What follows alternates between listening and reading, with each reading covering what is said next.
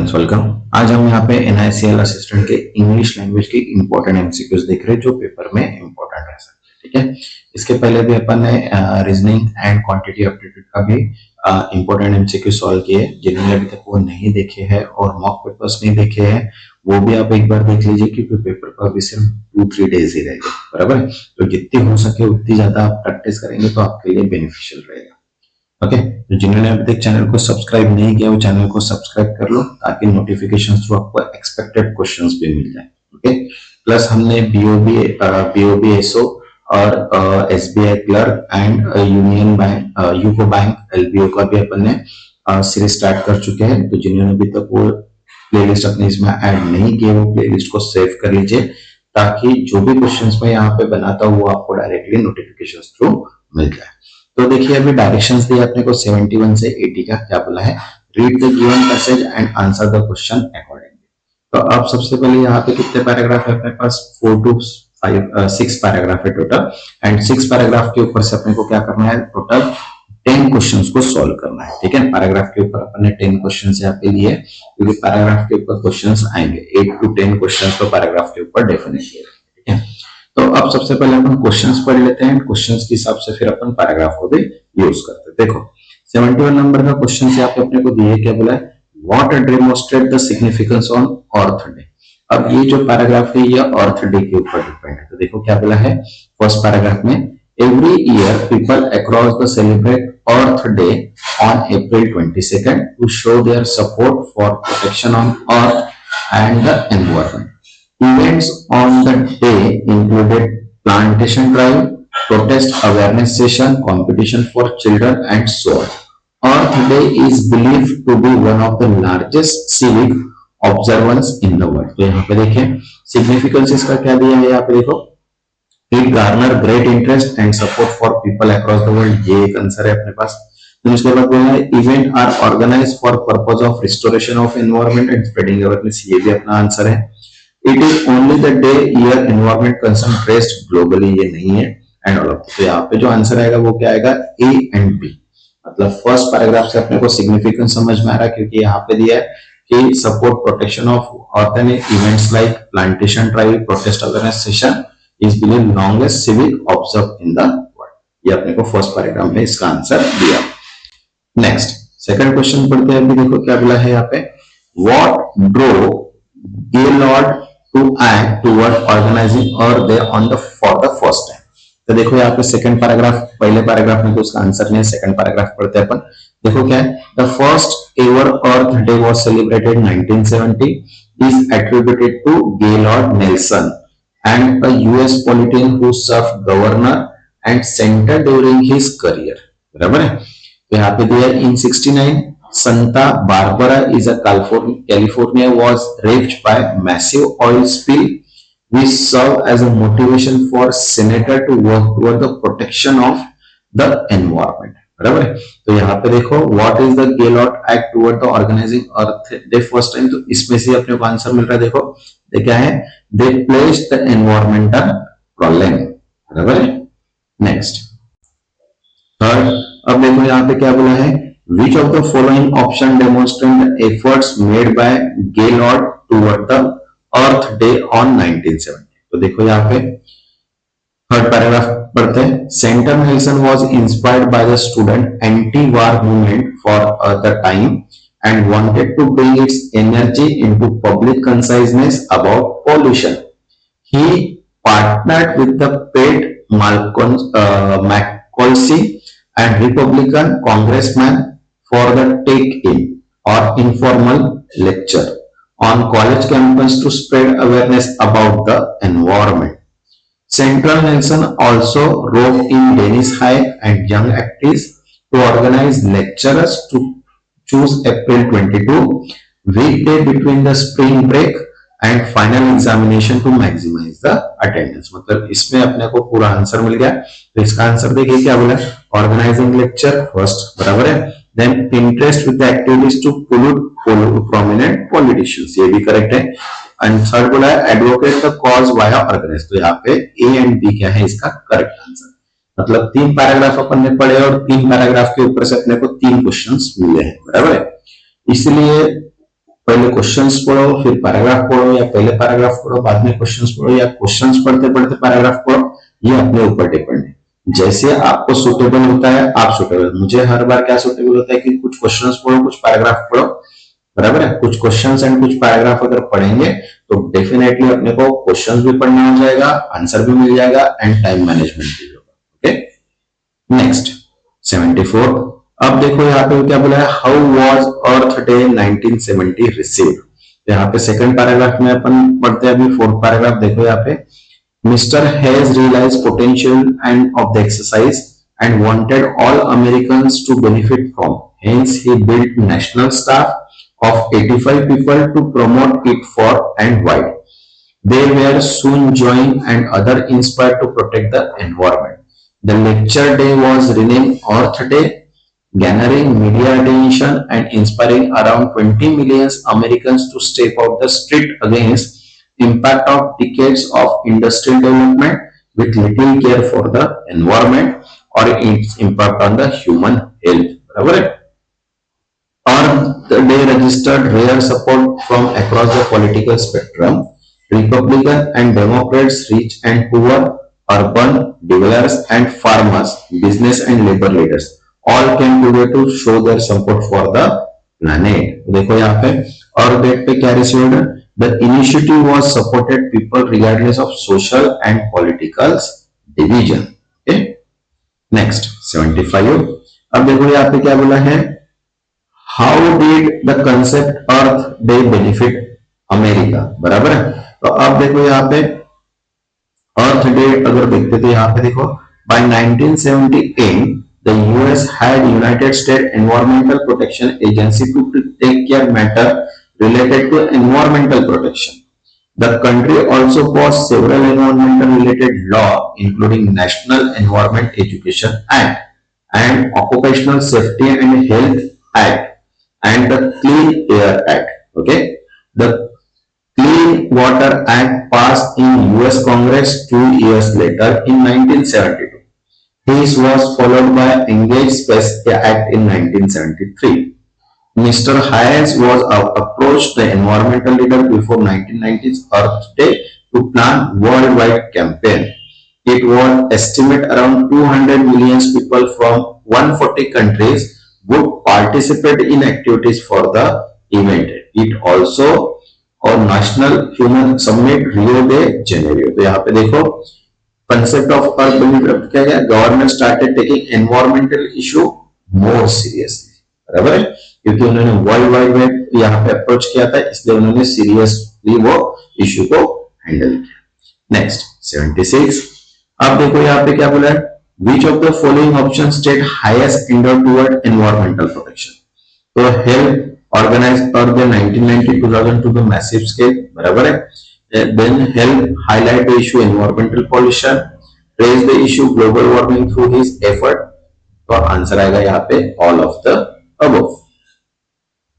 Next 77। अब देखो यहाँ पे क्या बोला है, which of the following factor the endurance of event like earth day. तो यहाँ पे अपन ने देखा हेल्थ इश्यूज होते हैं, बराबर है। The importance of health of the environment is be realise. Next 78। Which of the following is option is suitable for substitution of the blank in the given. तो अब ये देखो यहाँ पे फिल इन द ब्लैंक से इसको fill करना है।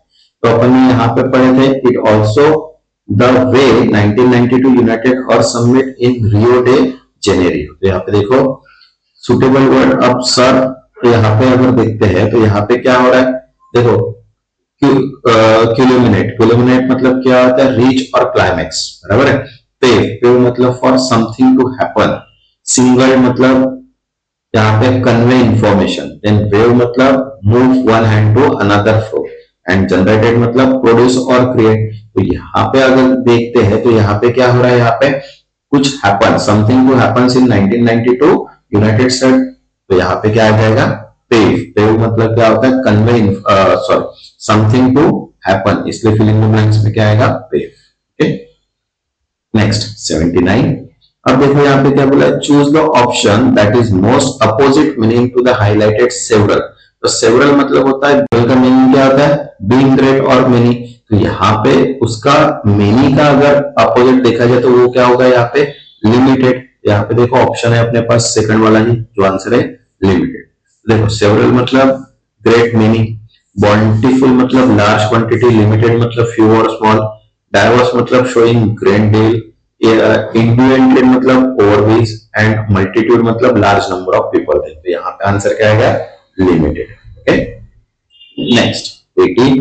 अब देखो यहाँ पे क्या बोला है, which of the following option can be suitable synonyms for highlighted word participate as the given context. तो पार्टिसिपेट मतलब क्या करना, एक्शन, एंड्योर, टेक पार्ट, बराबर है। तो यहाँ पे देखो एंगेज है उसका सिनोनिम्स, एंगेज मतलब भी क्या करना, पार्टिसिपेट करना। तो इसलिए करेक्ट आंसर क्या आएगा एंगेज, क्योंकि रिवल मतलब होता है ग्रेट प्लेजर, अकॉम्पनी मतलब होता है टू समवेयर, रिफरेन मतलब स्टॉप ओनसेल्फ, एंड अकाउंट मतलब कंसीडर करना। तो इसलिए इसका जो सिनोनिम्स आएगा क्या आएगा एंगेज। Okay next. अब देखो यहाँ पे डायरेक्शंस दिए 81 से 85 का, क्या बोला है, each question is divided into 4 part in which every part contain error except only one part which given grammatically correct. Choose the correct part of your answer. If all parts sentence are correct, choose no error as your answer. Okay? मतलब indirectly अपने को यहाँ पे correct part निकालना है। तो जिन्होंने अभी तक चैनल को सब्सक्राइब नहीं किया वो चैनल को सब्सक्राइब कर लो, ताकि नोटिफिकेशन थ्रू आपको सभी के सभी वीडियोस भी मिल जाए। तो देखो यहाँ पे क्या है, 81 क्वेश्चन से अपने को क्या बोला है, India has been criticised in the United States, बराबर, as well as by several country for fail। यहाँ पे फेल नहीं आएगा, यहाँ पे आएगा फेलिंग, बराबर है। क्योंकि जब भी अपन कोई रीजन समथिंग के लिए यूज करते हैं तो वहां पे थर्ड लेटर्स मतलब आईएनजी ऐड होता है।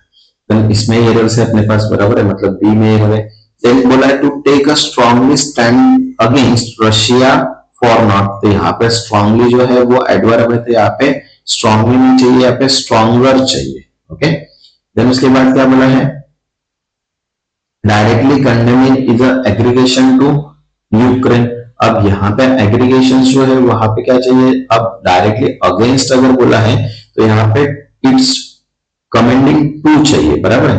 तो यहाँ पे टू जो प्रेपोजिशन यूज हुआ है यहाँ पे, तो इसके लिए अपन क्या यूज करेंगे, यहाँ पे अगेंस्ट आना चाहिए, अगेंस्ट एन एग्रीगेशन। तो यहाँ पे अगेंस्ट नहीं है, तो यहाँ पे जो करेक्ट आंसर आएगा वो सिर्फ क्या आएगा ए, क्योंकि वही यहाँ पे क्या है करेक्ट। नेक्स्ट 82। अब देखो यहाँ पे a preprint claim that fitness of SARS-CoV-2 virus is increasing because of the natural phenomena of purifying selection of spike protection, no error. तो यहाँ पे आंसर में कोई डिफिकल्ट नहीं है, यहाँ पे क्या आएगा नो एरर। Okay next 83। अब देखो यहाँ पे क्या बोला है, to study the behaviour to the star. अब टू द स्टार नहीं आता, यहाँ पे of behaviour of the star आता है, तो यहाँ पे क्या आना चाहिए ऑफ आना चाहिए। देन सेकंड क्या बोला है, you could plotted a graph for the of a chart. तो यहाँ पे प्लॉटेड नहीं आएगा, यहाँ पे जस्ट आएगा plot. Okay then which is indications of its surface temperature against the magnitude. तो यहाँ पे क्या आ जाएगा, इंडिकेशंस जब अपन यूज कर रहे हैं तो यहाँ पे क्या आना चाहिए, एन आना चाहिए, AEIOU एन। तो यहाँ पे ए की जगह क्या आना चाहिए, एन आना चाहिए। देन फोर्थ क्या है यहाँ पे, which is related to the total energy given off by it and no error. तो यहाँ पे जो डी है वो क्या है यहाँ पे करेक्ट है। Okay next 84। अब देखो यहाँ पे क्या बोला है, on the 1985 scenes fiction film. अब ऑन जो होता है, ऑन नहीं होता, यहाँ पे इन द 1985 चाहिए। तो यहाँ पे ऑन द नहीं आना चाहिए, यहाँ पे क्या आना चाहिए, जो इंक्लूजन है उसके लिए इन आना चाहिए, बराबर। Back to the future a flamboyant inventor, इसमें कोई एरर नहीं है। Modify his car into a plutonium pod. अब मॉडिफाई नहीं होता, यहाँ पे मॉडिफाइज होता है, बराबर है। Modifies latest third singular verb, actually यहाँ पे जो होगा तो यहाँ पे क्या लगेगा, हर बार एस लगता है, तो IES यहाँ पे क्या होगा डिफाइन होगा। ओके नेक्स्ट, टाइम मशीन भी ट्रेवल्ड बैक, बराबर है। अब यहाँ पे ट्रेवल्ड नहीं होता, यहाँ पे होगा travels back and fourth time. यहाँ पे सिर्फ क्या आएगा, बी जो है वो क्या है यहाँ पे करेक्ट है, बाकी कोई भी करेक्ट नहीं है। Okay next 85।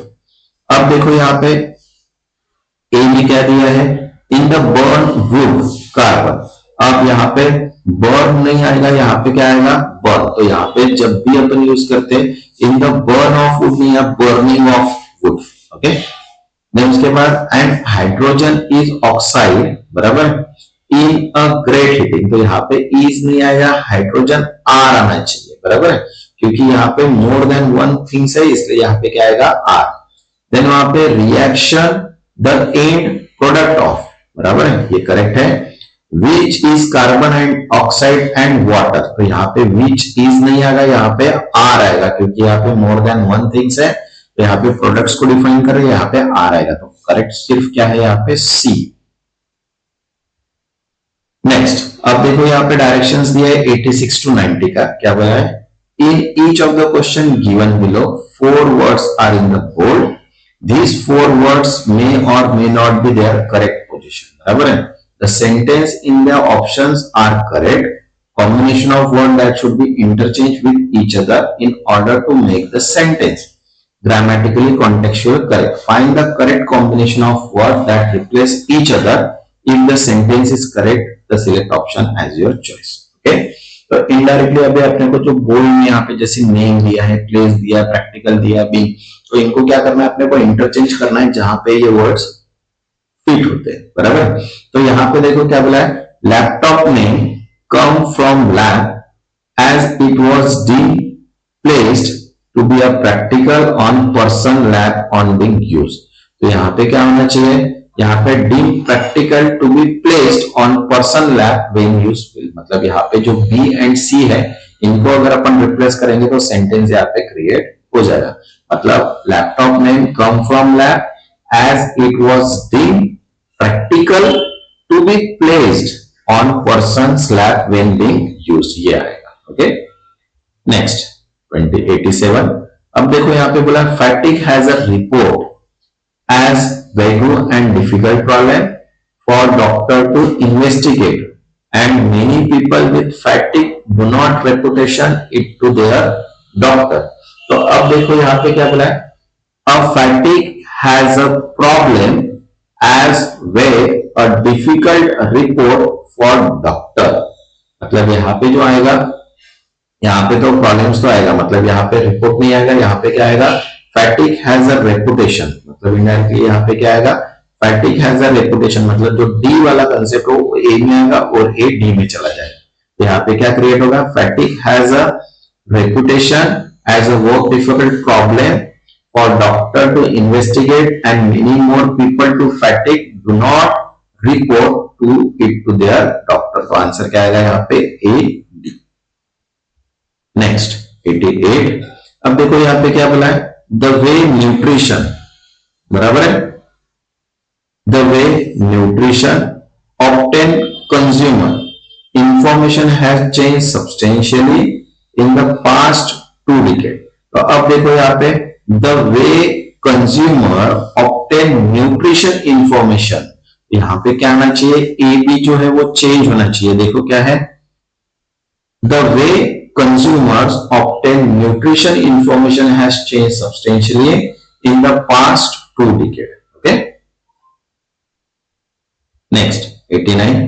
अब देखो यहां पे क्या बोला है, improving the performance of context system and reducing their environmental impact are critical in the current and future world gazing।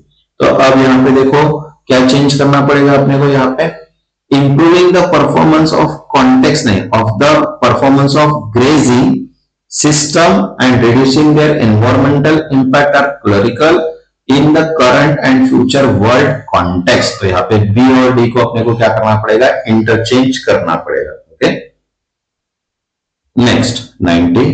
अब देखो यहाँ पे क्या है, mortality lead to defective child birth and high pollution rates in many part of the world. Okay, तो यहाँ पे देखो मोर्टेलिटी नहीं आएगा, यहाँ पे आएगा सबसे पहले pollution. Pollution leads to defective child birth and high mortality, बराबर है, rates in many parts of the world wide. तो यहाँ पे ए एंड सी क्या होगा, इंटरचेंज। ओके, नेक्स्ट अब देखिए नेक्स्ट डायरेक्शन जो दिया है वो क्या है, 91 से 95 का है। क्या बोला है, each question given below one blank which is indicating that something has been omitted. Find out which word can be used to fill the blank in the sentence to make it grammatically as well as contextually correct. तो अब देखो यहाँ पे 91 का sentence अपने को दिया है, क्या दिया है, both countries must ensure more efforts to bring those agreement to final in near future. बराबर है, तो इनडायरेक्टली यहाँ पे क्या है, देखिए कॉन्सेंट्रेटेड है, इग्निटेड है, कलेक्टिव है। तो सबसे पहले कॉन्सेंट्रेट मतलब क्या होता है, जॉइंटली अरेंज और कैरिड आउट, बराबर है। इग्निटेड मतलब होता है कैच फायर और catch to fire, and collective मतलब होता है रिलेटिंग और शेयर्ड बाय ऑल।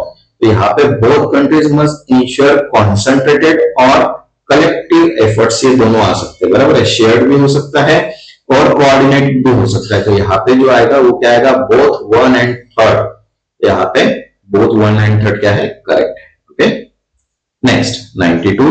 अब देखो यार क्या बोला है, the national week has great dash in the eye of patronize Indians. Okay, patriotics. तो यहाँ पे देखो सिग्निफिकेंस एंड इंपॉर्टेंट, तो सिग्निफिकेंस एंड इंपॉर्टेंस दोनों आएगा, क्योंकि सिग्निफिकेंस मतलब क्या होता है, क्वालिटी ऑफ बीइंग, इंपॉर्टेंस, बराबर। इंपॉर्टेंस मतलब इनडायरेक्टली इंपॉर्टेंस ही है, एंड इंसेंटिव मतलब होता है मोटिवेट करना। तो लेकिन यहाँ पे national week has a great significance and importance in the eye of patriotic Indians. तो यहाँ पे आंसर क्या आएगा, both A and two, one and two. Next 92। अब देखो यहाँ पे क्या है, societies and economics in the world become intertwined closely in dash of shared global prosperity. तो अब देखो यहाँ पे रिकरेशन है, परस्यूट एंड विविड है। तो यहाँ पे परस्यूट मतलब होता है परस्यूइंग समथिंग और समथिंग, बराबर, और विविड मतलब होता है प्रोड्यूसिंग पावरफुल। तो यहाँ पे परस्यूट जो है वो करेक्ट यहाँ पे बताता है कि something closely in the something of the shared global prosperity. Okay, next 94। अब देखो यहाँ पे क्या बोला है, training the future leader of public transporter in dash involving logistic sector in the most important task है। तो इनडायरेक्टली यहाँ पे देखो स्विफ्टली है, रैपिडली है एंड ब्रिस्कली है। तो यहाँ पे स्विफ्टली मतलब क्या होता है, क्विकली होता है, बराबर है। ब्रिस्कली मतलब भी होता है एक्टिव और क्विक, एनर्जेटिक। तो यहाँ पे तीनों ऑप्शन जो है वो क्या है, करेक्ट है, इसलिए आंसर क्या आएगा, all of the above. Next 95। अब देखो यहाँ पे क्या बोल रहा है, children who tested positive have been dash from their parent. तो यहाँ पे देखो क्या है, डिस्टिंग्विश, सेपरेटेड एंड मैरिड। तो यहाँ पे देखो सेपरेटेड जो है वो करेक्ट है, क्योंकि सेपरेटेड मतलब क्या था, मूव टू बी अपार्ट। तो यहाँ पे देखो children have to be tested positive have been separated from their parents. तो यहाँ पे क्या आएगा, सिर्फ only two correct answer.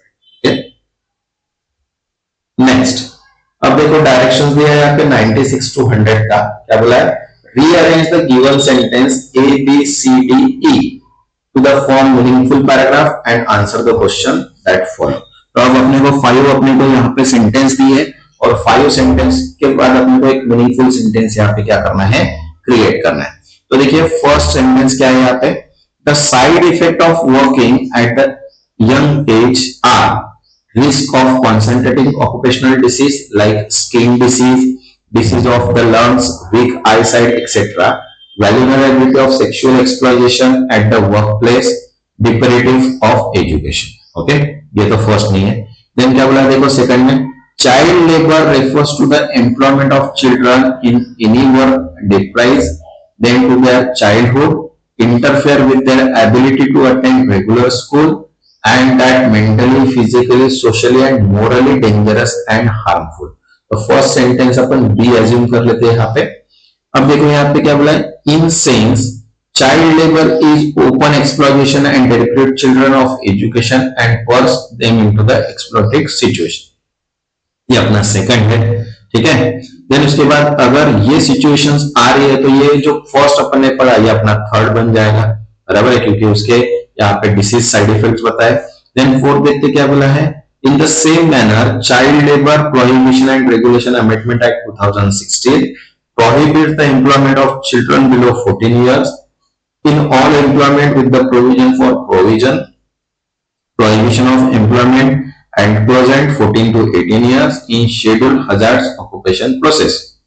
In Indian Constitution, Article 27, the child under 14 years cannot employ to perform any hazards. तो मतलब यहाँ पे B, C, A, E, D ये क्या आएगा यहाँ पे करेक्ट आएगा. तो देखो यहाँ पे B, C, A, E, D यहाँ पे क्या है करेक्ट रीअरेंजमेंट. अब एक बार अगर अपने को यहाँ पे चाइल्ड लेबर के बारे में बताया, उसके डिसीजेस बारे में बताया, उनके एक्ट के बारे में बताया, बराबर.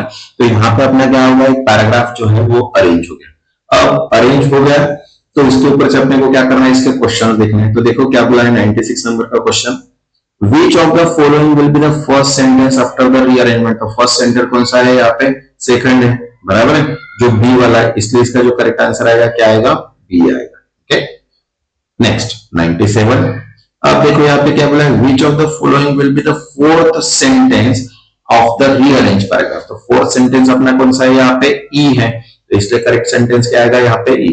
एक बार अगर अपने पास आंसर बन गया तो अपन इसका इजीली आंसर निकाल सकते हैं. ठीक है, नेक्स्ट 98. अब देखो यहाँ पे क्या बोला है, which of the following will be the third sentence of the rearranged paragraph? तो थर्ड सेंटेंस अगर देखते हैं तो यहाँ पे ए वाला था अपना थर्ड सेंटेंस, तो यहाँ पे क्या आएगा, ए. Okay, next 99. अब देखो क्या बोला है 99. Which of the following will be the last sentence of the rearranged? तो लास्ट सेंटेंस अपने पास ये डी वाला था, लेबर एक्ट के बारे में बताया था, बराबर है, इसलिए आंसर क्या आएगा अपना. नेक्स्ट 100. अब 100 क्वेश्चन है अपने पास. Which of the following will be the second sentence of the rearranged paragraph? तो rearrange में second sentence जो था अपना ये थर्ड था, scenes of over exploitation of child education, बराबर है, तो यहाँ पे आंसर क्या आएगा अपने पास, सी. मतलब यहाँ पे अपन ने क्या किया, पूरा इंपॉर्टेंट क्वेश्चन NICL के देखेंगे, देन उसके बाद यहाँ पे अपन ने इसके बाद जो है वो एक्सपेक्टेड क्वेश्चंस भी देखेंगे इंग्लिश लैंग्वेज के भी. ठीक है, रीजनिंग के भी देखेंगे, क्वांट के भी देखेंगे एंड इंग्लिश के भी देखेंगे. तो जिन्होंने अभी तक चैनल को सब्सक्राइब नहीं किया वो सब्सक्राइब कर लो, ताकि नोटिफिकेशन थ्रू आपको SBI clerk, NICL assistant, then bank of Baroda SO and UCO का, LBO का ऑफिसर के जितने भी MCQs है, जितने भी मॉक पेपर है, सब्जेक्ट वाइज क्वेश्चन है, वो डायरेक्टली आपको नोटिफिकेशन थ्रू मिल जाएगा. तब तक के लिए थैंक यू.